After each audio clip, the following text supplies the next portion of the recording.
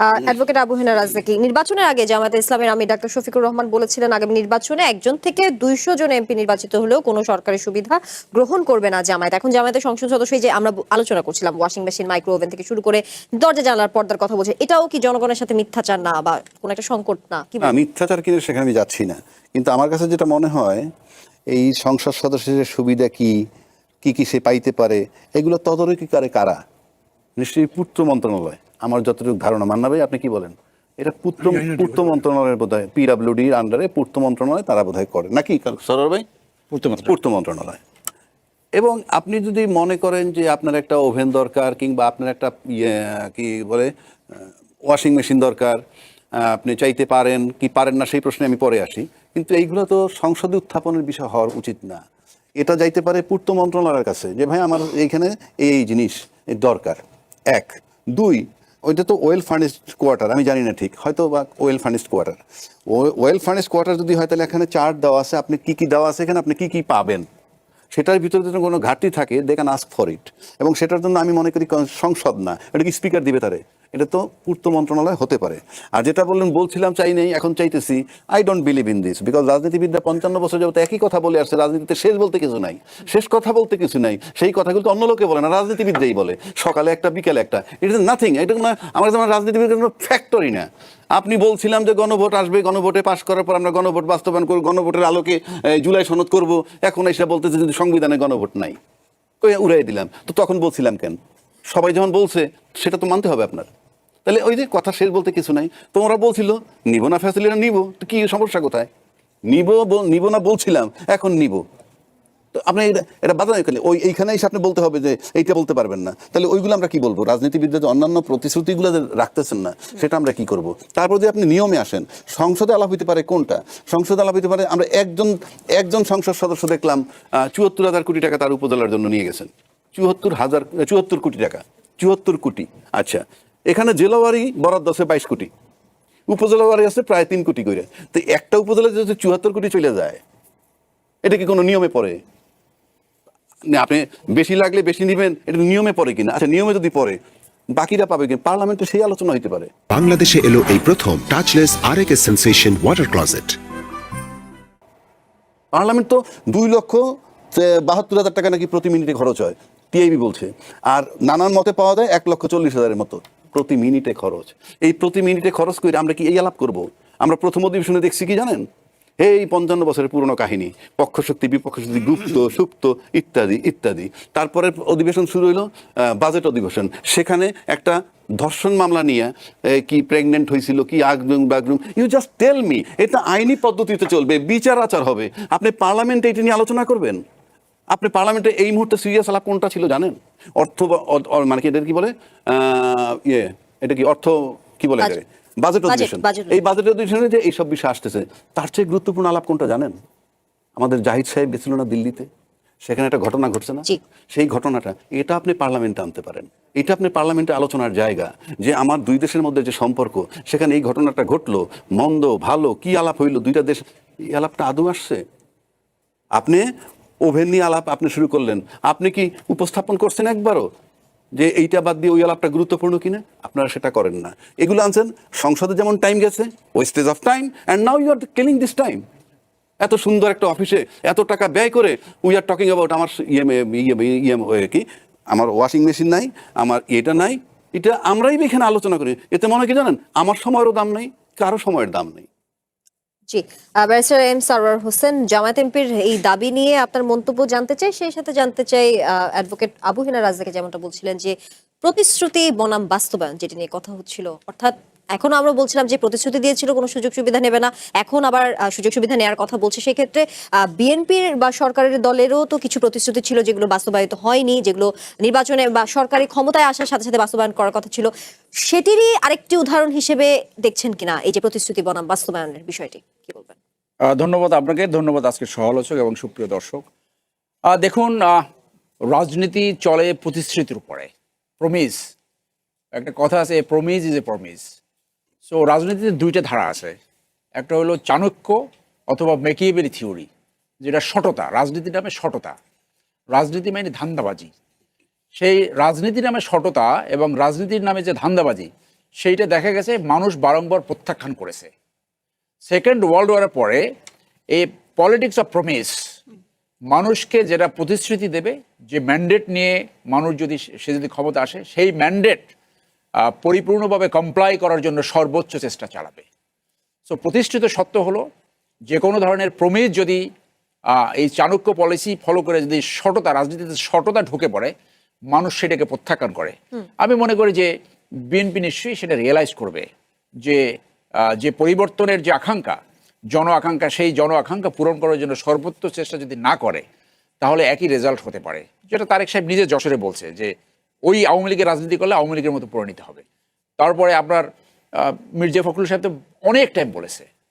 So having said that, আপনার কোশ্চেনে আসি, সংসদ সদস্য, মেম্বার অফ পার্লামেন্ট, কিছু সংসদ সদস্য এমন হয়, সবাই না, অনেকে ভালো পার্লামেন্টারিয়ান, কিন্তু আমি দুইটা উদাহরণ দেই। যে টাঙ্গাইলে একজন এমপি হয়েছিল, তখন আমি সেনাবাহিনীতে কর্মরত, তো উনি এমপি হয়ে বললে যে আমাকে সেনাবাহিনী মেজরের সমান ক্ষমতা দিতে হবে। ক্ষমতা, নট মেকিং দ্য ল। উনি মনে করছে এমপিরা সেনাবাহিনী মেজর সাহেবের নিচে, তো উনি বললো এটা। আরেকজন এমপি বললেন, আওয়ামী লীগের এক এমপি, যে আমি কিন্তু মেম্বার অফ পার্লামেন্ট, আমি যেটা বলি সেইটাই আইন, আমি যেটা বলি সেইটাই আইন। তাহলে প্রত্যেকটা দেশে সংসদ সদস্য নির্বাচন হইলে তাদের কিছু এন্টাইটেলমেন্ট করা হয়। তার বাংলাদেশের এন্টাইটেলমেন্ট কি হতে পারে? নিশ্চয়ই আপনি কম্পেয়ার করতে পারেন with India, Pakistan, Sri Lanka or Nepal, right? তো এইখানে এই ট্যাক্স ফ্রি গাড়ি এবং প্লটের এটা আসলো কোত্থেকে? দাবি করতে করতে করতে এমন জায়গায় গেছে, তখন সরকার প্রধান যেহেতু অনেক সময় গণতন্ত্রের উপর থাকে না, এবং ভিতর থেকে এমন একটা পরিস্থিতি সৃষ্টি করে আপনার যে কোনোভাবে ক্ষমতায় থাকতে হবে, যে কোনোভাবে, আওয়ামী লীগ যেটা করেছে, তখন সংসদ সদস্যদের বেনিফিটস বাড়াতে থাকে, যেটা কোনোদিন মানুষ গ্রহণ করে না। আপনি রাজনীতি তো ভলান্টিয়ার সার্ভিস, আপনি তো এটা মানি মেকিং মেশিন না। এখন বাস্তবতা হলো যে আপনি হাতে গোনা কয়জন সংসদ সদস্য পাবেন। বিগত দিনে যেটা প্র্যাকটিস হয়েছে, যে নিয়োগ বাণিজ্য, টেন্ডার বাণিজ্য, নামে অনামে তারপরে এই টেন্ডারবাজি করা, অর্থাৎ এইটা একটা মানি মেকিং মেশিনে পরিণত হয়েছিল এমপিশিপ, যে হঠাৎ করে দেখা যাবে আঙ্গুল ফুলে কলা গাছ হয়ে যায়। সেইটাকে পরিহার করতে হবে। সেই জন্য এইখানে বিএনপি ধন্যবাদ পাবে যে ট্যাক্স ফ্রি গাড়ি এবং প্লট এইটা পরিহার করেছে। It is a very good example. এবং এখানে শেষ পর্যন্ত থাকতে পারবে কিনা, দ্যাট ইজ দ্য কোশ্চেন। এটাই আমার আপনার কাছে প্রশ্ন ছিল যে বিএনপি কে এই প্রতিশ্রুতি, আমি ব্যক্তিগতভাবে মনে করি যে জনসাধারণের প্রতিনিধি হিসেবে তাদের সাধারণ থাকাটা সবচেয়ে বড় কোয়ালিটি। এবং সাধারণ থাকতে হলে আপনি বলেন তো যে তাদের কেন কূটনৈতিক পাসপোর্ট লাগবে, রেড পাসপোর্ট কেন লাগবে? এবং এই রেড পাসপোর্টে কি হয়েছে, দিল্লির যে ঘটনা, সে তো রেড পাসপোর্ট নেয়নি। সাধারণ থাকা তো আরো বেশি কৃতিত্বের ব্যাপার। আমি মনে করি এই রেড পাসপোর্টটা উঠিয়ে দেওয়া দরকার। আপনি 5 বছর রেড পাসপোর্ট থাকবে, সেইখানে আপনি বিদেশে গেলেন, হঠাৎ করে আপনার আবার গ্রিন পাসপোর্ট। তো সাধারণ থাকা, তো এইটা যদি বন্ধ করা যায়, যে এখানে আপনি এমপি হয়েছেন তো মানি মেকিং মেশিন, আপনাদের টাকা বানাবার কে বিলিয়নিয়ার হবে, মিলিয়ন হবে, সেটা না। সো এই রাজনীতি যদি ফেরত আসে, তখন সে করবে কি, আপনার লোকাল টেন্ডার থেকে কিন্তু চাঁদাবাজি করবে না, কমিশন খাবে না, তখন কাজের মান কিন্তু ভালো থাকবে। আর যে এমপি এই দাবি জানাইছে, ও একটা উজবুক, ও জানে না যে সংসদে রীতিনীতি, সেটা জানে না। তার এই প্রয়োজনটা একটা চিঠি আনাপ ছিল, এই যে তাদের যে পূর্ত মন্ত্রণালয়ের যে অংশটা রেসপন্সিবল যে অফিস, সেই অফিসে এক্সিকিউটিভ ইঞ্জিনিয়ারকে একটা চিঠি দিলে সে জানতো। আর প্রত্যেকটা সরকারি কোয়ার্টারে একটা ইনভেন্টরি থাকে, যে সেইখানে এই কোয়ার্টারের জন্য সরকার কি কি ফার্নিচার দেবে বা কি কি দেবে, তার ওখানে যদি না থাকে, এই letter would have been enough. এটা সংসদে আলোচনার ব্যাপার না। হি শুড বি রেপ্রিমেন্ডেড, তাকে ভর্ৎসনা করা উচিত। তার দলের হুইপ তাকে ওইখানে ভর্ৎসনা করা উচিত ছিল, because he is spoiling the valuable time of the parliament, যে পার্লামেন্টে এখন মিনিটে 20,000 টাকা খরচ হয়। সো বেশি, তারও বেশি। This is not the topic. আমরা সেইখানে বিরোধী দলকে দেখলাম না এখন পর্যন্ত এই ডিবেট সামনে আনতে, যে এই যে বর্ডারে যে ঘটনা ঘটছে, অথবা এই যে 120টা চুক্তি হয়েছে, মনে করেন যে এই চুক্তিগুলো দিনে কোনো এই যে তৈলের দাম বাড়ানো হচ্ছে, এই যে আপনার ইলেকট্রিসিটির দাম বেড়ে যাচ্ছে, সেগুলো নিয়ে তারা ডিবেটই করছে না। তো জনস্বার্থের পয়েন্ট নাইনে এই যে ছেলেটা এটা বলেছে, জনৈক MP, he does not deserve to be there. আপনার পাপুল কাণ্ডের কথা মনে আছে না? পাপুল এই 1000 কোটি টাকা দিয়ে এমপি হয়েছিল, এখনো বোধহয় কুয়েতে জেল খাটতেছে, আর তার বউকে এমপি বানাইছিল। এই ধরনের আনডিজার্ভিং যে ক্যান্ডিডেট, তাদেরকে আসলে দলের নমিনেশন দেওয়া উচিত না, তাহলে এই ধরনের অথর্ব আলোচনা পার্লামেন্টে হবে না। সো ইট ইজ কিছু দায়িত্ব, এবং, কিছু লায়াবিলিটি দলের উপরও যায়। লায়াবিলিটি দলের উপর তো যায়, সেটি তো আছেই। সেই ক্ষেত্রে আবার যেমনটা বলছিলাম যে সংসদে আসলে এই ধরনের বক্তব্যগুলো বা এই ধরনের দাবি দাওয়াগুলো আনাটা কতটা যৌক্তিক, যেমন এর আগেও আমরা দেখেছি এবং সংসদ এটা তো সদস্যদের জন্য- যে মডারেট করতেছিল ডেপুটি স্পিকার অর স্পিকার, তারা এখানে স্টপ করে দিয়েছিলেন, প্লিজ রাইট এ লেটার। এর আগেও এরকম এই ধরনের বলো না যে আপনি এসেছে। আগামী বছরের জন্য প্রস্তুতি নেন। জি হ্যাঁ, না, এর আগেও এসেছে, যেমন সংসদ সদস্যদের জন্য গাড়ির ব্যবস্থা করার অনুরোধ জানিয়েছিলেন জাতীয় নাগরিক পার্টির সংসদ সদস্য হাসনাত আব্দুল্লাহ, এবং জবাবে দেখা গেছে যে স্বরাষ্ট্রমন্ত্রী বলেছেন যে এই বিষয়ে প্রধানমন্ত্রী অনুশাসন স্মরণ করিয়ে দেন, যেখানে হাসনাত আব্দুল্লাহ নিজেই বলেছিলেন যখন তিনি প্রচারণায় গিয়েছিলেন নির্বাচনের আগে যে তিনি কোনো সরকারে দেয়া গাড়িও ব্যবহার করবে না, এমনটাও আছে, উল্লেখ আছে। তো সেই ক্ষেত্রে আবার বিরোধী দলীয় নেতা যিনি ছিলেন ডাক্তার শফিকুর রহমান, তিনিও সমর্থন দিয়েছেন, বলেছেন যে ছোটদের দাবি দাওয়া না করতে হয় না, এটা কিন্তু সংসদেরই আলাপ। এই ইয়াং ম্যান এই এক মাস আগে কথা বলছি। জি। একটা জুলাই বিপ্লবের মাধ্যমে সে নেতা হয়েছে, ভালো কথা। রাষ্ট্রীয় অনেক প্রোটোকল জানে না। প্রত্যেকটা ডিসি অফিসে একটা ডিসি পুলের গাড়ি থাকে, তার যদি একান্ত প্রয়োজন হয় সে ডিসিকে রিকোয়েস্ট করতে পারে, এবং ডিসি নিশ্চয়ই এটা ডিক্লাইন করবে না। আপনি যদি সরকারি গাড়ি ব্যবহার করেন তাহলে আপনার যে যাতায়াত ভাতা সেটাকে আপনি জমা দেন সরকারি ফান্ডে। আপনি একসাথে সরকারি গাড়ি ব্যবহার করবেন আবার ভাতা নেবেন, সেটা তো অনৈতিকতা। এবং তারা যে স্ট্যান্ডার্ড শো করার চেষ্টা করতেছে, that ethical standard should be maintained. So দুইটা হতে পারে না। আর কেউ যদি সিএনজিতে সংসদে যায় তার লজ্জা পাওয়ার কি আছে? He should be mentally equipped, mental strength থাকা উচিত। Yes, I can go to the parliament with a rickshaw. He should feel happy. এটা তো সংসদে না যে কার গাড়ির সাইজ কত বড় হবে। আর যদি বেশি বড় গাড়ি দরকার হয় তাহলে হাফ টনের একটা ট্রাক দিয়ে দিতে পারে, চারপাশে লেখা থাকবে সংসদ সদস্য। That should be the mentality. You should be happy enough that yes, যখন সময় হবে তখন আপনি গাড়ি কিনবেন, আপনি নিশ্চয়ই ব্যবসা বাণিজ্য করবেন, আরও বিভিন্ন আননোন এবং নোন সোর্স থেকে আপনার টাকা আসবে। এবং যেটা করা উচিত ছিল, প্রত্যেক সংসদ সদস্যের তার যে ইনকাম, বার্ষিক ইনকাম, তার সেইটাকে জনগণের সামনে ঘোষণা করা উচিত ছিল, এবং প্রতি বছর তারা কত ইনকাম হচ্ছে সেটা করা ছিল। এটা জনগণের right, that's not their will, that is the right of the people to know. এবং এই যে প্রত্যেক সংসদ সদস্য সেইটা যদি করতে পারতো তাহলে আমাদের পার্লামেন্টারি সিস্টেম আরও এক ধাপ সামনে আগাতো, যে প্রত্যেক এমপি প্রতি বছর তাদের সম্পদ ডিক্লেয়ার করবে, and that will be published in newspaper. জি, আমরা আবার আলোচনায় ফিরবো, একটি বিরতি নিয়ে ফিরছি। কঠিন কথা সহজে অনুষ্ঠানের পর্যায়ে বিরতি নিচ্ছি, সঙ্গে থাকুন। বাংলাদেশে এলো এই প্রথম টাচলেস আরএকে সেন্সেশন ওয়াটার ক্লজেট। আবারও স্বাগত কঠিন কথা সহজে অনুষ্ঠানে। মাহমুদুর রহমান মান্না, সরকারি এবং বিরোধী দলের মধ্যে আমরা প্রায় নানা বিষয় নিয়ে বিভিন্ন মতপার্থক্য দেখি, তর্ক বিতর্ক দেখি, আগেও দেখেছি, নির্বাচনের আগেও দেখেছি, নির্বাচনের পরবর্তী সময়েও দেখেছি। কিন্তু সরকারি এই যে সুবিধা সেবার কথা আমরা বলছি, সেই ক্ষেত্রে কোনো তর্ক বিতর্ক দেখি না কেন? একদম দেখেন না তা বোধ হয় না, কিন্তু হয় কি যখন কমন ইন্টারেস্ট হয়ে যায় তখন তর্ক হবে কেন? এখন গাড়ি চাইলো, সবার জন্যই তো চাওয়া হলো। আমি একলা চাইলাম এমপি, কিন্তু তার মানে সবার জন্যই চাইছি, তো বাকিরা চুপচাপ থাকবে, গাড়ি পেলে খারাপ কি? আমি তো আর চাইছি না, দিল তো আমি নিয়ে নিলাম। এরকম যতগুলো ফ্যাসিলিটির প্রশ্ন আসে ততগুলো ব্যাপারে আমি তাদেরকে বিরোধিতা করতে দেখি না। তবে মানে এই যে দেখি না, এই কথাটা বলার মধ্যে কিন্তু কোনো সন্তুষ্টির কারণ নেই। কারণ আপনি রাজনীতিটাকে তো একটা ইথিক্যাল জায়গায় নিয়ে আসবেন। যেহেতু রাজনীতিটা একটা দেশ সেবার বিষয়, দেশটা গড়বেন, আর আমাদের দেশটা এতই পিছিয়ে আছে, এত সমস্যার মধ্যে, এগুলো থেকে উৎক্রমণ করে একটা জায়গায় নিয়ে যাবেন, যে জায়গাতে গেলে আমরা পিপলকে একটা স্বস্তি দিতে পারবো বা মানুষ একটা ভালো জীবন পাওয়ার মতো হতে পারে। তো সেই কাজ করবার সময় আপনার তো কমিটমেন্ট লাগবে। যদি দেখা যায় আপনার কমিটমেন্টই নাই, যেমন যে প্রশ্নটা নিয়ে কথা বলেছেন, এটা আসলে এত সিলি হয়েছে না, যেরকম করে মেজর সারওয়ার বললেন, ব্যারিস্টার সারওয়ার, ব্যারিস্টারে তো তুমি, জি, তো তাতে মানে সে গিয়ে একটা কনসার্ন অথরিটিকে বললেই তো পারতো যে এটা এরকম করে দেন, তারা হয়তো তারা ব্যবস্থা করে দিতে পারতো, করলো। তারপরের প্রশ্নটা করা দরকার, পার্টি তার জন্য কি করেছে। সে জামাত ইসলামের সদস্য, যদি জামাত ইসলামের বদলে বিএনপিও করতো, তাহলে দল তার ব্যাপারে কি করতো, তাকে রিপ্রিমান্ড করতো, যেটা উনি বললেন করেছে কি, তার কোনো নিউজ তো পাননি। তার মানে আপনি আপনার সংসদ সদস্যদের কোনো শিক্ষা দিচ্ছেন যে তার তো ব্যাপার না। কোনোদিন একটা ট্রেনিং কোর্সের মতো করলেন, একটা বক্তৃতা করলেন, কিছু লোকজন ভাড়া করে আনলে, তারা কথাবার্তা বললো, সব শুনে টুনে চলে গেলো, এরকম না।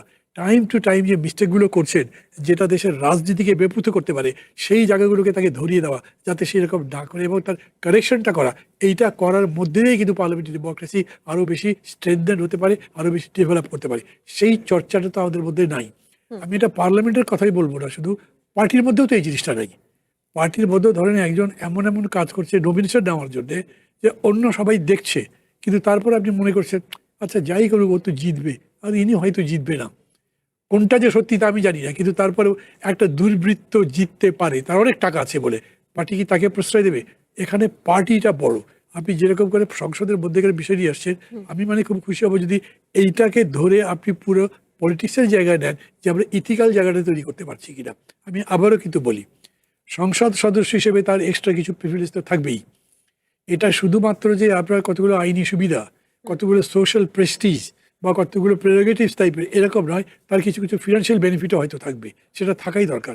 আমি তো মানে যখন কিছুদিনের জন্য আমি থাইল্যান্ডে ছিলাম একটা মানে আমার ভাইয়ের চিকিৎসার জন্য, সেখানে আমি দেখেছি যে তাদের সংসদ সদস্যদেরকে তারা ম্যাক্সিমাম বেনিফিট দিচ্ছে, যাতে তারা কোনো রকম তদবিরের মধ্যেই না যায়, ধরতে পারলেই সেটা দিয়ে কথাবার্তা বলা হবে। কিন্তু আমাদের সংসদ সদস্যরা কি করেন? তাদের বেশিরভাগ সময় তদবির করে পারছেন, সেটাও তো আনইথিক্যাল। অর্থাৎ তাদের যেই কাজটা, মূল কাজ জনকল্যাণের দিকে আসলে তাদের যেই সংস্কারগুলো বা আবার বলি, জনকল্যাণ তো পরের বিষয়, তার মেইন কাজটা হচ্ছে আইন প্রণয়ন। উনি আইনের ব্যাপারে কাজ করবেন। আইন তো হয়তো পড়েই না, হয়তো কনস্টিটিউশনই পড়ে না সবাই ঠিক মতো, তো ওটাতে তো আর কাজ হবে না।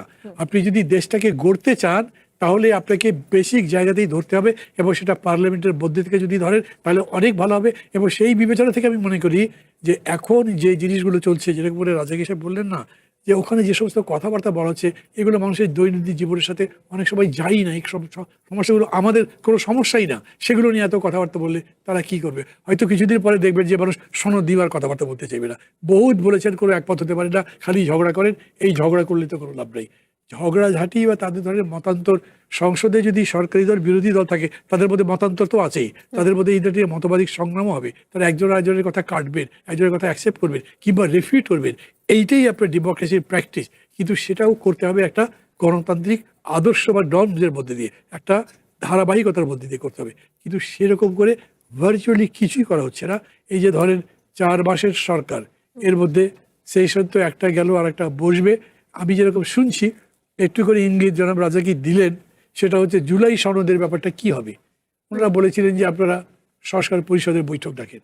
সরকার পক্ষ বলেছেন আমরা সংস্কার পরিষদ বলে কোনো জিনিসটাই কনস্টিটিউশনে, আমরা ওটার বৈঠক ডাকবো না। ওইটা এখন হিমাগারে চলে গেছে। তাহলে এখন এইটা নিষ্পত্তি হবে কীরকম করে? তার মানে 2/3 মেজরিটি দিয়ে এক পার্টি পাশ করে দিয়ে চলে যাবে। তাহলে আর এক পার্টি কী করবে? আর এক পার্টিকে বলা হয়েছিল যে ঠিক আছে আপনারাও সদস্য দেন, আমরা একসাথে বিলে করি। তারা বলেছে দিয়ে লাভ কি, আমরা 5 আপনারা 7, 7ই তো জিতবে, অতএব এরকম কোনো কিছুর মধ্যে যাবো না। এটার একটা নিষ্পত্তি করে এটা একটা জাতীয় ঐক্যের প্রতীক হিসেবে যদি করার চেষ্টা করা হয়, আমি মনে করি সেটা এখন পর্যন্ত গুড প্র্যাকটিস, এই জন্যে যে গণতন্ত্র নির্মাণের জন্য একটা জাতীয় ঐক্য লাগবে।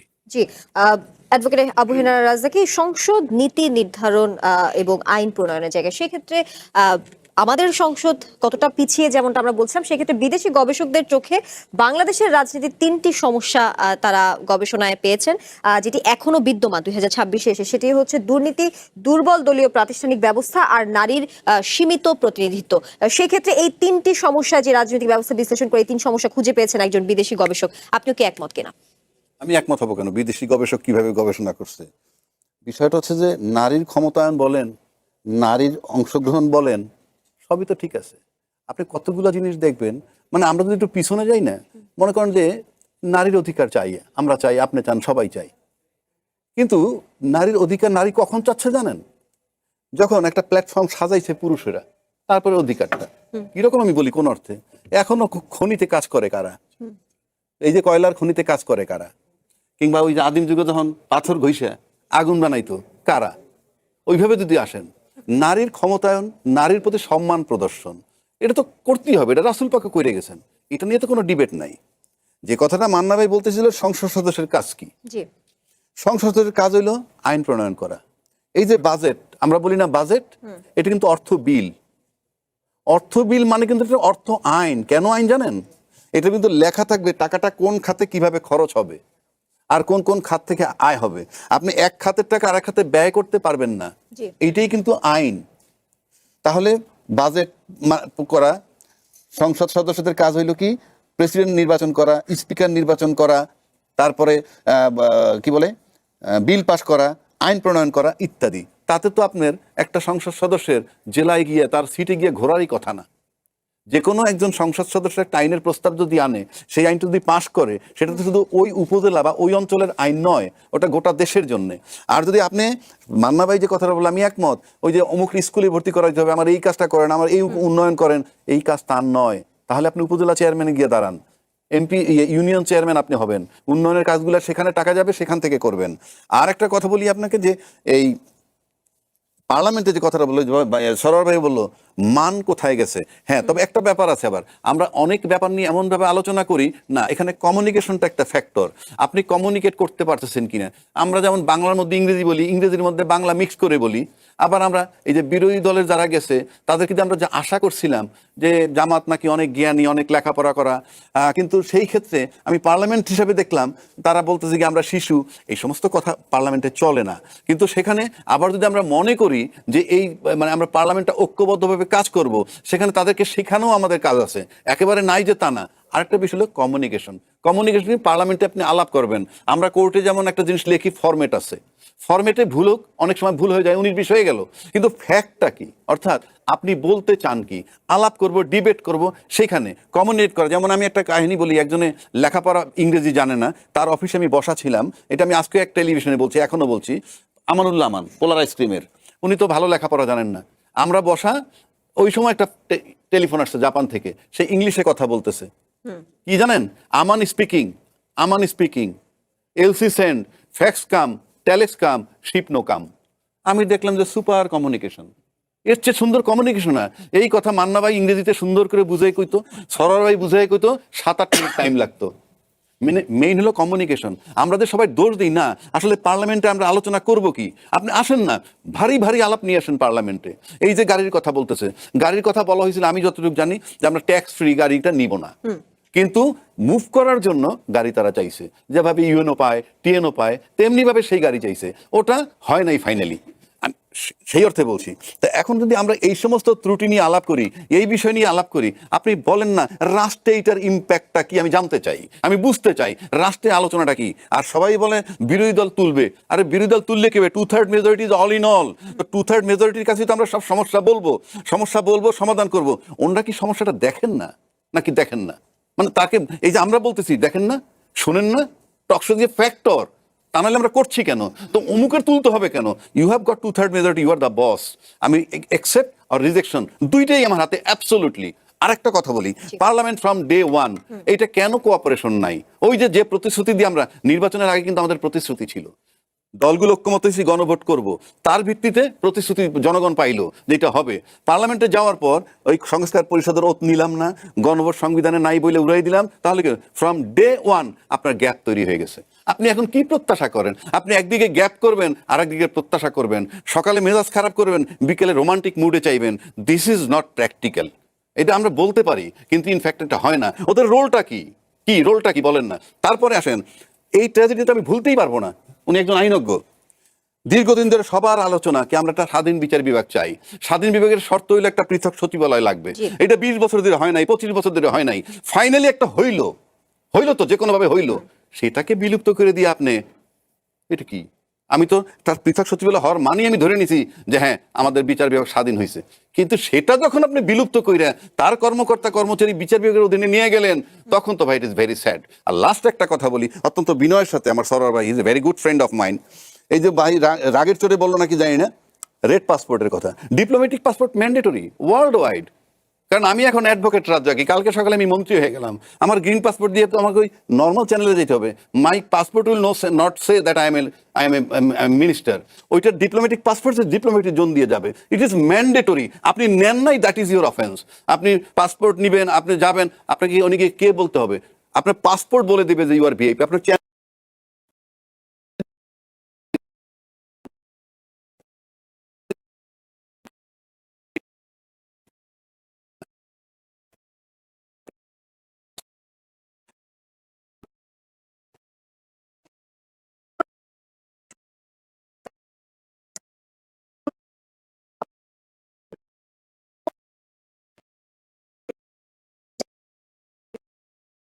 হচ্ছিল এই যে পৃথক সচিবালয় বিলুপ্ত হওয়ার, এটা নিয়ে আপনার মন্তব্য আছে কিনা বা যুক্তি কি?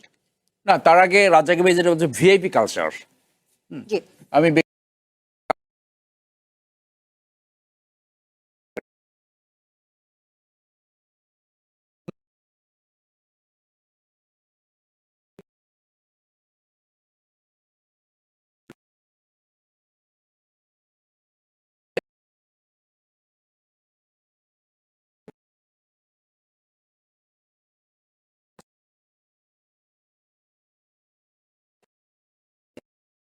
সিস্টেম ব্যবহার করে এয়ারপোর্ট ব্যবহার করবে, ওইখানে যে প্রবলেমটা এটা পুরোটা সে কখনো অনুধাবন করতে পারে না, বিকজ সিইং ইজ বিলিভিং।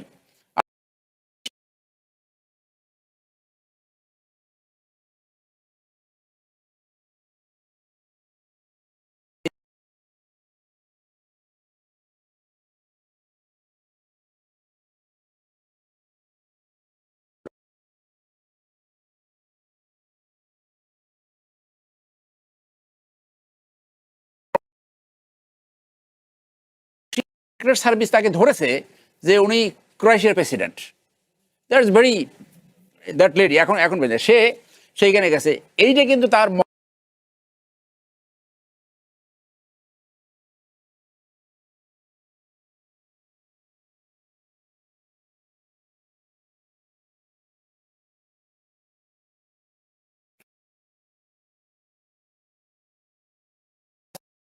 যদি না আপনি ফরেন মিনিস্টার না হন। কিন্তু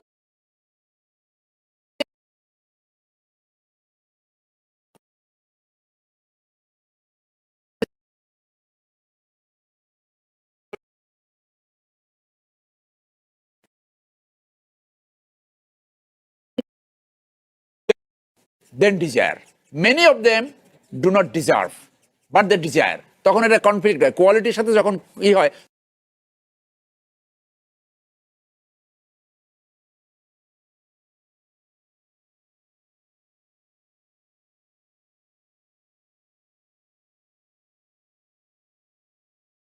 How to speak and how to, এটা তো সত্য, যার জন্য যে এই যে এমপি সাহেব করে ফেললেন, এটা এই জন্য কাস্টমারিকের মিনিমাম, এটা আর্মি ল্যাঙ্গুয়েজে বলে ক্যাডার, 2 সপ্তাহের একটা ওরিয়েন্টেশন কোর্স করতে হয়, অর্থাৎ মিনিমাম নিশ্চয়ই করায়, মানে them how to behave, the behavior in the parliament, the behavior outside. রাজাকে বলো না, এই যারা এমপি হয় তারা এক একজন মানে 12 ভুঁই আছে না, ওরকম 360 ভুঁইয়া হয়ে যায়। মানে তারা মনে করে যে ওই এলাকার শেষ শরীফ, অর্থাৎ সে স্থানীয় সরকার উপজেলা চেয়ারম্যান, পৌরসভা চেয়ারম্যান, সব সে ওই এলাকাটাকে কন্ট্রোল করবে। পার্লামেন্টারি যে very concept of the parliamentary system, that has been broken down. এবং এর ভিতরে অনেকে এই জ্ঞান নিয়ে চলে, অনেকে, আমি সবার কথা বলবো না, যে হিউয়েন সাং 12th সেঞ্চুরিতে এইটা ইন্ডিয়া উইন্স ফ্রিডম না, এটা ওই জওহরলাল নেহরুর ডিসকভারি অফ ইন্ডিয়া, সেই বইতে লেখা আছে, হিউয়েন সাং 12th সেঞ্চুরিতে ভারতবর্ষে আসলো, এসে দেখলো যে একজন লোক দিনের বেলা মাথায় একটা হেরিকেন দিয়ে এবং পেটের উপরে কপার প্লেট দিয়ে সে গ্রামে গ্রামে ঘুরে বেড়ায়। তো হিউয়েন সাং জিজ্ঞেস করলো যে এই লোকটার এই যে স্ট্রেঞ্জ অ্যাটায়ার, এইটার কারণটা কি?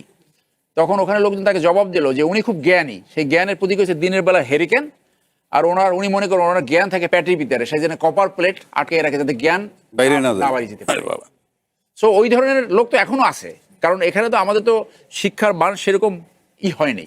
তো সেইখানে আমাদের পার্লামেন্টে যেখানে ডিবেট করবে যে একটা দুর্নীতির মামলার বিচার কেন হয় না, এখন পর্যন্ত আনফর্চুনেটলি একটি দুর্নীতির মামলার বিচার হয় নাই। তো দেখেন আমাদের জুডিশিয়ারি কত উইক। আচ্ছা, 50 লক্ষ মামলা, এদের নিম্ন কোর্টে আছে 45 লাখ এবং হায়ার কোর্টে, হাইকোর্ট ডিভিশন এবং এপিলেট ডিভিশন আছে 5 লাখ। এই মামলা আগামী 50 বছরে বর্তমান যে অবস্থা আছে, বর্তমান যে অবস্থায় কোর্ট চলছে, তাতে আগামী 50 বছরে এই মামলা সেটেল হবে না। অর্থাৎ কিছু দুর্বৃত্তায়িত লোক, দুর্নীতিবাজ কোর্ট সিস্টেমকে ব্যবহার করে তারা এইটার ফায়দা লুটতেছে। সেই নিয়ে তো আপনি ডিবেট করছেন না। আপনি ডিবেট করলেন জুমায় 7 দিনে এমপি হতে পারলেন না, এখনই বলবেন আমার পর্দা লাগবে, আমার ওয়াশিং মেশিন লাগবে। This is unbecoming behaviour. That's why this customer etiquettes তাদেরকে শেখানো দরকার। জি, আমরা আবার আলোচনায় ফিরবো, বিরতি নিয়ে ফিরছি। কঠিন কথা সহজ অনুষ্ঠানে এই পর্যায়ে আবারও বিরতি নিচ্ছি, সঙ্গে থাকুন। বাংলাদেশে এলো এই প্রথম টাচলেস আরএকে সেন্সেশন ওয়াটার ক্লজেট। আবারও স্বাগত কঠিন কথা সহজে অনুষ্ঠানে। মাহমুদুর রহমান মান্না, রাজনীতিতে আসলে এই যে আমরা সবসময় বলি ব্যক্তিগত চাওয়া পাওয়ার কথা বলছিলাম, লাভের বিষয়ে হয়ে উঠেছে এখন কি এই চাওয়া পাওয়া গুলো, মানে শেষ, আমরা অনুষ্ঠানের শেষ পর্যায়ে চলে এসেছি। শেষে আমি একটু জানতে চাই যে জনসেবা আসলে যে এটা নিয়ে আমরা কথা বলি প্রতিশ্রুতিতে, ইশতেহারে, সেগুলো কি কেবলই মুখের বুলি, কি বলবেন? এই যদি মনে না করেন তাহলে আমি একটা কথা বলি। আপনার অনুষ্ঠানটা শুরু থেকেই এক ধরনের নেগেটিভ অ্যাপ্রোচ মনে হচ্ছে আমার কাছে। মানে পুরো পলিটিক্সকে আপনি যদি কন্ডেম করেন তাহলে কি দিয়ে চলবেন? আলটিমেটলি পলিটিক্সটাই তো কমান্ডার, পলিটিক্সের বাইরে অন্য কিছু দিয়ে তো দেশ শাসন করতে পারবেন না। আমাদের এই দেশে অন্যান্য সব রকম পদ্ধতি চেষ্টা করা হয়েছে, আরবির শাসন বলেন, সেমি মার্শাল ল বলেন, ইন্টারিম গভর্নমেন্ট বলেন, ডক্টর ইউনূসের মতো বিরাট বিরাট পার্সোনালিটি নিয়ে এসে করা হলো সেটা বলেন, কিন্তু শেষ পর্যন্ত আবার আপনাকে নির্বাচন করে একটা সরকারের কাছেই যেতে হচ্ছে। আপনি উন্নতি চাইলে এটার মধ্যেই চাইতে হবে, এবং এটার যে জিনিসগুলো আপনি নেগেটিভ মনে করেন সেটা ক্রিটিসাইজ করেন যাতে সেটা পজিটিভ জিনিস হয়। এখন হয় কি, মানুষ কীরকম, তো হবস লকার রুশো বলবেন যে ওর মধ্যে সবই আছে, সে খুব স্বার্থপর, সে খুবই স্বার্থত্যাগী, সে খুবই সবার জন্য ভাবে, সে কেবল নিজেরটা ভাবে। মানুষের মধ্যে তো সব কিছুই আছে, তো এইটা এমপির মধ্যেও আছে, এইটা প্রধানমন্ত্রীর মধ্যেও আছে, প্রেসিডেন্টের মধ্যেও আছে। মানুষ মানুষই, উনি তার পজিশন দিয়ে তো কেবলমাত্র তার চরিত্রটা নির্ধারিত হবে না, পজিশন দিয়ে তার আপনি ফাংশন ইত্যাদি নির্ধারণ করতে পারবেন। সেই বিবেচনা থেকে আপনি যাদেরকে বলতে মনে করছেন যে এরা কি কেবলমাত্র নিজেদের স্বার্থের কথা ভাবছে, নাকি তারা মেজরিটি বা মানে একটা কালেকটিভ কোনো কিছুর কথা ভাবে, আমি এই জিনিসটাতে বলবো যে আমাদের রাজনীতিতে ইন্ডিভিজুয়ালিজমের চর্চা যত হয় সেরকম করে কালেকটিভের চর্চা হয় না। মানে আমি বলছি যে ধরেন একজন ব্যক্তি তার নিজের উন্নয়নের জন্য যেমন চেষ্টা করছে, উনি যদি একজন মন্ত্রী হন তাকে তো প্রথম ভাবতে হবে যে উনি কোনোভাবেই নিজের জন্য নন, উনি পুরা দেশের জন্য এখন আছেন, পুরা দেশের জন্য উনি কী করছেন, এবং তাকে তার পার্টি, তার যে সরকার, তার মন্ত্রিসভা সবাই মিলে এই কাজটাই করবে যাতে আমরা যৌথ সত্তাকে আরও বেশি সামনে নিয়ে আসতে পারি। তার মানে আমি আমার সমস্ত স্বার্থ যা আছে সেই স্বার্থ সবই চাই। ব্যক্তিগতভাবে তো আমি ভালো জীবন চাই, আমি সুখে থাকতে চাই, আমি অভাবে থাকতে চাই না, আমি যাতে চলতে ফিরতে কোনো রকম কষ্ট না পাই, সব চাই। কিন্তু তারপরে আবার বলি, আমি শুধু একা চাই না, সবার জন্য হোক তা চাই। দরকার লাগলে সমষ্টির কারণে আমি আমার ব্যক্তির ক্ষুদ্র ক্ষুদ্র স্বার্থ পরিত্যাগ করতেও রাজি আছি। পলিটিক্সে এই টিচিংটা যদি না থাকে তাইলে আপনি যে সমস্ত ক্রাইসিসের কথা বলছেন সেই সমস্ত ক্রাইসিস হবে। না হলে একজন এমপি, উনি তো ভালো করে বোঝেনি না যে এমপি জিনিসটা কতখানি প্রেস্টিজিয়াস। উনি যে দোকানে দাঁড়িয়ে ওভেন চাইতে পারেন না, পর্দা চাইতে পারেন না, এটা তার মাথায় নাই। আমি আবারও কিন্তু বলছি, আমার এটা খুবই জানতে ইচ্ছে করে তাকে দল কি বলেছে, এর মধ্যে কি বলেছে যে তুমি একটা ভুল কাজ করেছো। আমরা তো কোনো মিডিয়াতে সেটা দেখিনি যে দল বলেছে যেটা ভুল হয়েছে, বা আরও এরকম যা ভুল করেছে সেগুলো তারা বলেছে কিনা। এবং তার সাথে সাথে আমি আবার এটা বলছি, আমরা সরকারি কোনো সুযোগ সুবিধা চাই না।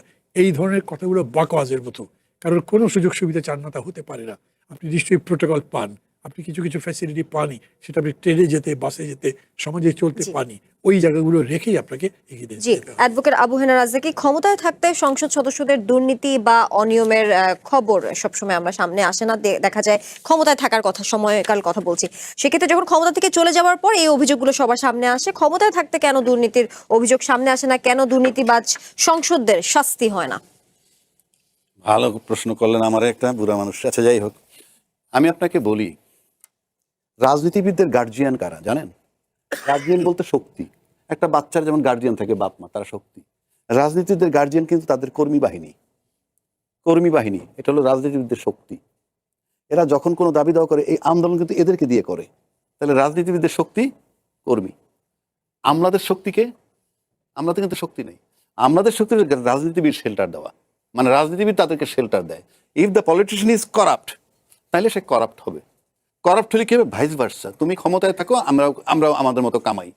যার জন্য ক্ষমতায় যখন থাকে তখন ওই রাজনীতিবিদরা ওই আমলাদেরকেও ধরে না, কারণ ওই আমলাদেরকে দিয়ে তারা বেনিফিটেড।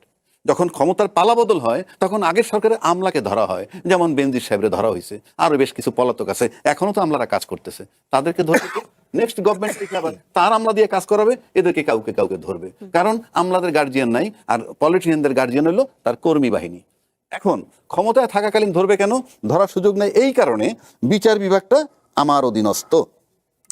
কেমন আমার অধীনস্থ? বলা হয়েছিল ছাত্র আমার নিয়োগকর্তা, কে বলছিলেন? ইউনূস সাহেব। এখন যখন বিচার বিভাগের জন্য সচিবালয়টা পৃথক হয়ে গেল, তখন তাদের নিয়োগকর্তা কিন্তু পৃথক হয়ে গেল নির্বাহী বিভাগ থেকে। আবার যখন এটা বিলুপ্ত করে দিল তখন নির্বাহী বিভাগের অধীনে আসলো। এখন নির্বাহী বিভাগের লোক, উনি একজন বড় মন্ত্রী, উনি যখন ওই বিচারপতির পাশ দিয়ে হাঁটবে তখন মাথায় ঘুরবে, আমার নিয়োগকর্তা উনি, আমার নিয়োগকর্তা এই মন্ত্রী। তখন ওর দুর্নীতির মামলা যেটাই যাক কিচ্ছু করতে পারবে না। কেন এক্সাম্পল দিচ্ছি আপনাকে। আচ্ছা, এটা একটা বিচার বিভাগ হইতে পারে, এরকম একটা বিচার কার্য এইভাবে হইতে পারে? রামি সাহা তো 19 দিনে জাজমেন্ট হয়ে গেছে না? মাত্র 19 দিনে, the shortest possible time even in America, Canada, at least 6 month, at least. Search করেন, আমি বানাই বলতেছি না। সেখানে মাত্র 19 দিনে কি কি হয়েছে? পুলিশ রিপোর্ট, ডিএনএ টেস্ট, যত সবে রায় হয়েছে। ফাইন হোক, আমি বিচার নিয়ে প্রশ্ন করছি না, আমি ধরে নিচ্ছি 100 ভাগ স্বচ্ছ বিচার হয়েছে। কিন্তু ওই 2 মাসে আরো কয়েকটি পাশাপাশি তো অনেকগুলো রেপ কেস আরো ছিল, জি, সেটাই বলছি। তার সাথে হত্যাও ছিল। তাহলে আমার রাষ্ট্র কি খালি এই বিচারটা করবে? ওরা কি, ওরা ডিপ্রাইভড হবে কেন? বাইডেনের ছেলে বিচার হয়েছে 1 মাসে। ওরা ডিপ্রাইভড হবে কেন? পাশাপাশি, কারণ আপনার সামঞ্জস্য থাকতে হবে। একইভাবে একটা 19 দিনে বিচার হয়ে গেল, আরেকটা মামলার 14 বছরে পুলিশ রিপোর্ট হচ্ছে না সাগর রুনি। এটা তো স্বাভাবিক না, এটা তো ম্যাচ করে না রে ভাই। এটা দিয়ে ক্লিয়ার পিকচার যে বিচার বিভাগটা প্রপারলি কাজ করছে না। আমার তো এখানে নির্বাহী নাকি এটা দরকার নাই, এইটুক দিয়ে আপনি বুঝেন। সবশেষে বলতেছি কেন হচ্ছে না, জনগণ অমুকে রেপ করে তাকে প্রকাশ্যে গুলি মারো, এই বিচারও করতে চায়। হ্যাঁ, ও বুঝে না যে এটা করলে এটা হবে, বাট হিজ নট ওকে। রাজনীতিবিদরা বুঝে না যে আগের দল যে কারণে বিদায় হইল, হ্যাঁ, যে সমস্ত অপকর্মের কারণে, সেই সমস্ত অপকর্মই অলরেডি রিপিট হচ্ছে। তাহলে তুমি যখন আইনটা বুঝো না, আগের সরকার পালাইছে, তুমি রাস্তার একটা লোককে দিয়ে কেন আশা করো ধর্ষণ করলে মৃত্যুদণ্ড হবে, সেজন্য ওটা বন্ধ হয়ে যাবে? বিকজ তুমি আইন মানো না, কাজে তুমি আইন মানাইতে পারবে না। আর সবশেষে বলে দিচ্ছি, আপনারা কি জানেন না জনগণকে কি প্রতিশ্রুতি দিয়েছিলেন? জনগণকে কেন ভোট দিছিল তারা? জনগণকে বলছিল কি? এইটা কি সংসদ সদস্যদের মনে নাই? আমার দরকার নেই তো কিছু বলার, সংসদ সদস্যদের মনে নাই তো you are betrayed with the people, so you are to pay for it. জি, barrister M Sarwar Hossain, advocate Abu Hena রাজাকির যে বক্তব্যগুলো ছিল সেটি নিয়ে আপনি কিছু যুক্ত করতে চান কিনা? আমরা একদম শেষ পর্যায়ে আসছি, সংক্ষিপ্ত হয়ে যায়। একটা কারেকশন দিই যে ট্রাম্পের একটা বিচার হয়েছিল নিম্ন কোর্টে, সেটা 1 মাসে হয়েছিল, এবং বাইডেনের ছেলে একটা অস্ত্র মামলা পড়েছিল, সেটাও 1 মাসে বিচার হয়েছে। সিঙ্গাপুরে যে কোনো সিভিল ডিসপিউট 6 মাসের ভিতরে নিষ্পত্তি হয়ে যায়। সো হ্যাভিং সেড দ্যাট, যে আমাদের এখন 5ই আগস্টের পরে সময় আসছে জাতি পুনর্নির্মাণ করার জন্য, জাতি গঠনের জন্য, এবং সেই জাতি গঠন করতে হলে যে আমাদের দেখতে হবে যে এই দুর্নীতির বিচারগুলো খুব দ্রুত করতে হবে, স্পেশাল ট্রাইব্যুনাল। আগের একটা কোশ্চেন আমি অ্যাড্রেস করছি, আপনি আগে বলছিলেন যে এই যে অর্ডিন্যান্সগুলো যে বাতিল করা হয়েছে, সেখানে সরকারের পক্ষ থেকে বলা হয়েছে এইটা পুনঃ পরীক্ষা, অধিকতর পরীক্ষা করে এটাকে তারা নতুন করে বিল আনবে। আমি মনে করি জনগণ অপেক্ষা আছে এইটা কত তাড়াতাড়ি এই বিলগুলো আনা হবে। এবং আমাদের এখন সময় আসছে ভবিষ্যতে যাতে কোনো এরকম বেঞ্জির সৃষ্টি না হতে পারে। একজন পুলিশ বাহিনীতে কি করে একটা বেঞ্জির সৃষ্টি হয়, যে কি পরিমাণ করাপশন করতে পারে, unheard in the history of the police service. আমাদের যেন এরকম এই যে বিভিন্ন বাহিনী প্রধানরা যে অপরাধ করে, এই যে করাপশন, বিলিয়ন ডলার করাপশন, এই টাকাগুলো কিভাবে ফেরত আনা যায়। আমাদের এই যে এস আলম, এই কুখ্যাত নাম, আমাদের এই এস আলমকে এখন ধরে এনে সিঙ্গাপুরের সাথে আপনার মিটিং করে, তাকে সিঙ্গাপুরের সাথে আমেরিকার ভালো সম্পর্ক, তাহলে আমাদের পররাষ্ট্র, সে একটা আমেরিকান লবি মেনটেন করে, তাহলে আমাদের এখন ব্যবস্থা নিতে হবে। এস আলমকে যেভাবে মেজর মহিউদ্দিনকে ধরে নিয়ে আসছিল, তাকে ধরে নিয়ে এসে জনসম্মুখে বিচার করতে হবে। আগামী 100 বছরে যাতে কোনো এস আলম সৃষ্টি না হয়। এই ধরনের অপরাধ ভিয়েতনামে করেছিল, তার ফাঁসি হয়েছে, যেটা আপিল কোর্ট বহাল রেখেছে। সো আমাদের এখন সময় আসছে দুর্নীতিমুক্ত সমাজ করা। এই সরকার কিন্তু ঘোষণা করেছে, তারেক সাহেব নিজে বলেছে জিরো টলারেন্স। এবং উনি এখন পর্যন্ত যে সমস্ত প্রতিশ্রুতি, যে সমস্ত কথা বলেছে, এর যদি 50% কার্যকর করা হয়, তাহলে দেশ কিন্তু সুশাসনের দিকে ধাবিত হবে। মানুষ কিন্তু সেইটা দেখছে। বেনজির অ্যারেস্টেড হয়েছে, বেনজিরকে ফেরত এনে এইখানে বিচারের সম্মুখীন করা হবে। এর পরবর্তী লোকটাই হওয়া উচিত এস আলম। এবং সরকারের পক্ষ থেকে যদি এরকম কোনো কোয়ার্টার কেউ যদি এরকম কোনো মানে ডাইরেক্টলি অথবা ইনডাইরেক্টলি এটা বলে যে তাকে একটা প্রশ্রয় দেওয়ার চেষ্টা হচ্ছে, সেটা জনগণ পছন্দ করবে না। সো আমি মনে করি যে সরকার পরবর্তী স্টেপটাই নেবে, অ্যাট দেয়ার ডিসপোজাল এস আলমকে কী করে ফেরত আনা যায়। এবং জনগণের লুণ্ঠিত টাকা, ব্ল্যাক নভেম্বরের কথা আপনার মনে আছে, ডেইলি স্টারে বের হয়েছিল আলাদিনের প্রদীপ, তারপরে এখন তো প্রথম আলোতে বের হয়েছে যে কি করে ব্যাংকটা ডাকাতি হলো। এই ডাকাতির বিচার আগে করতে হবে, তাহলে আমরা মনে করি সুশাসনের দিকে আমরা অনেকখানি আগে যাব। এই সাথে রাষ্ট্রের ভিতরে যে রাষ্ট্র বসুন্ধরা গ্রুপ, তাদেরকে যদি আইনের আওতায় আনা যায়, তাহলে সত্যিকারে বাংলাদেশ সুশাসন এবং ন্যায় বিচারের দিকে ধাবিত হবে। জি, নিশ্চয়ই। আপনাদের তিনজনকে ধন্যবাদ আজকে এসে আমাদেরকে সময় দেওয়ার জন্য। বলছিলাম সংসদ সদস্যদের যে সরকারি সুযোগ সুবিধা, সেগুলো নিয়ে, অর্থাৎ সরকারি সুযোগ সুবিধা তারা নেবেন না, এমনটা নির্বাচনের আগে প্রতিশ্রুতি দিয়েছিলেন। নির্বাচনের পরে আবার একই সরকারি সুযোগ সুবিধা নিয়ে তারা দাবি দাওয়া তুলছেন, এবং সেটি নিয়ে আসলে নানা মহল থেকে আলোচনা হচ্ছে। প্রতিনিধিদের সততা নিয়ে প্রশ্ন উঠছে। শুরুটা করতে চাই মাহমুদুর রহমান মান্না আপনাকে দিয়ে। সংসদ সদস্যদের জন্য বরাদ্দ দেওয়া ফ্ল্যাটগুলোয় একটি করে ওয়াশিং মেশিন এবং একটি করে মাইক্রো ওভেন দেওয়ার দাবি জানিয়েছেন বাংলাদেশ জামায়াতে ইসলামের সংসদ সদস্য মিজানুর রহমান। একই সঙ্গে সেই ফ্ল্যাটগুলোতে দরজা এবং জানালায় পর্দা লাগানোরও দাবি জানিয়েছেন। সংসদ সদস্যদের যে সুযোগ সুবিধা দেওয়া হয়, তাতে কি তারা সচ্ছলভাবে আসলে জীবনযাপন করতে তাদের অসুবিধা হচ্ছে? অর্থাৎ যে সুযোগ সুবিধা তারা পাচ্ছেন, সেগুলো কি যথেষ্ট না বা কম মনে হচ্ছে? কি বলবেন? এখানে আমি প্রথমেই বলি, আমি খুব স্পষ্ট ধারণা নেই সংসদ সদস্যরা বেতন পান কত। আমি শুনেছি এটা 2 লাখের কম। তো 2 লাখ টাকা দিয়ে একজন সংসদ সদস্য চলতে পারেন, তা তো ভাববার কোনো কারণ নেই। যদি তিনি তার পরিবার নিয়ে থাকেন, ফ্ল্যাটে ঠিক আছে ভাড়া দিতে হলো না, তারপরে খরচ তো আছে, 2 লাখ টাকা দিয়ে 4 জনের একটা ফ্যামিলি ঢাকা শহরে বাসা ভাড়া না দিতে হলেও চলতে পারে না। এখন আপনাকে চিন্তা করতে হবে, আপনি সংসদ সদস্যদেরকে সচ্ছল রাখতে চান, স্বচ্ছন্দে রাখতে চান, যাতে তারা ঠিক মতো চিন্তা ভাবনা করতে পারে, মুক্ত চিন্তার কোনো বাধা না হয়, এবং এক ধরনের ধরেন যে অনুসন্ধানী, এক ধরনের ত্যাগী মানসিকতা তৈরি হয় তাদের মধ্যে, এইরকম একটা পরিবেশ তাকে দেওয়ার জন্যে। আমার কাছে এটা একটু অবাক লাগে, মানে মাঝে মাঝে মনে হয় কি আমাদের দেশে এই যে হয় না একটা পপুলিজম, যেটা বলে জড়তুষ্টিবাদ, রাজনীতিতে এটা খুব আছে। আমি দেখছি যে একদম আপনি ডিপ ইন্টু দি প্রবলেম যাচ্ছেন না, কিন্তু সারফেস দিয়ে খুব ঘুরে ঘুরে দেখাচ্ছেন আমি সব পড়ছি, বাট ভেতরে টাচই করছেন না। এগুলো দিয়ে বাংলাদেশের সমাধান তো হবে না, এত বছর ধরে হয় নাই, আগামী দিনে এরকম করলে হবে না। হঠাৎ করে সংসদ সদস্যরা এবং শফিকুর রহমানের মতো একজন মানুষ কীরকম করে বললেন যে না আমরা কোনো সরকারি সুবিধা দেবো না। এমপিদের কিছু কিছু সরকারি সুবিধা তো আছেই, এমপি বলেই আছে, সেটা আপনি অস্বীকার করবেন কীরকম? সেটা আপনি নিচ্ছেনই। এখন আপনি এটা বলতে পারেন যে এমন কিছু সুবিধা না, যেমন ধরেন যা ট্যাক্স ছাড়া গাড়ি, এটা তারা সিদ্ধান্ত নিচ্ছেন আমরা ট্যাক্স ছাড়া গাড়ি দেবো না, আমরা পারলে নিজেরাই গাড়ি কিনবো। আমি মনে করি এরকম একটা চিন্তার মধ্যে এক ধরনের commitment to the people and মানে সিম্পলিসিটি অফ লাইফের মধ্যে এক ধরনের কমিটমেন্ট বোঝা যায়, এটা ঠিক আছে। কিন্তু ওনাদের বেতন যদি কেউ বলে 2 লাখ টাকা দিয়ে আমাদের চলে না, আমাদের বেতন 3 লাখ বা 4 লাখ করে দেওয়া হোক, মেবি আমি তার পক্ষে থাকবো। আমি বলছি মেবি, কারণ দাবিদার তোলে নাই। আজকে এই দাবি বলে কেউ যদি আমাকে বলে উস্কাচ্ছেন নাকি তাদেরকে, না ওরকম করছি না। আমি বলছি যে যারা আইন প্রণয়ন করবেন তাদেরকে যদি দেখা যায় বাইরে গিয়ে তদবির কাজ করছেন, তদবির বাণিজ্য করছেন, তদবির করে লোকের কাজ করে দিয়ে তার বদলে কিছু পায়ে যাতে পেয়ে যায় সেরকম চেষ্টা করছেন, তাহলে তার প্রতি না মানুষের কনফিডেন্স থাকে, না আপনি পুরো দেশের জন্য কোনো কনফিডেন্সের জায়গা তৈরি করতে পারবেন। আমি মনে করি এই বিবেচনার দিক থেকে তাদেরকে সেই সমস্ত সুযোগ সুবিধা নিশ্চয়ই দেওয়া উচিত যেটা তাদের জীবনকে, আমি শব্দগুলো এরকম করে বলবো, সহজ সরল স্বচ্ছন্দ করেন। জি, যেমন মাসিক সম্মানী, নির্বাচনী এলাকা ভাতা, আপ্যায়ন ভাতা, শুল্কমুক্ত গাড়ি সুবিধা, পরিবহন ভাতা, অফিস ব্যয় ভাতা, লন্ড্রি আনুষঙ্গিক ভাতা, আরো নানা ভাতার কথা উল্লেখ আছে। সংসদ সদস্যদের যে সুবিধাগুলো দেওয়া হয় তার তালিকার কথা বলছি। এত সুবিধা পাওয়ার পরও এই যে দরজা জানালায় পর্দা লাগানোর মতো বিষয়টিও কি সংসদে আনাটা যৌক্তিক? মানে দেখেন, এইটা একটা খুব সিলি টাইপের ঘটনা ঘটেছে। মানে ওই ভদ্রলোক এরকম করে বললেন কেন? ইজি আপ টু মার্ক বলতে আমি বোঝাচ্ছি যে উনি মানে তার লেভেল বুঝে লেভেল অনুযায়ী কথা বলতে পারেন কিনা আমি তার সম্পর্কে জানি না। না হলে ওই আপনার একটা ওভেন, একটা পর্দা, এগুলো নিয়ে আবার সংসদের মধ্যে বলে যে এইটা doesn't go with our MP, একদম ভেরি সিম্পল। এইটা ওনারা আলাদা করে আলাপ করতে পারতেন ওনাদের সঙ্গে যে সমস্ত সুবিধার বিষয় আছে সেই জায়গাতে।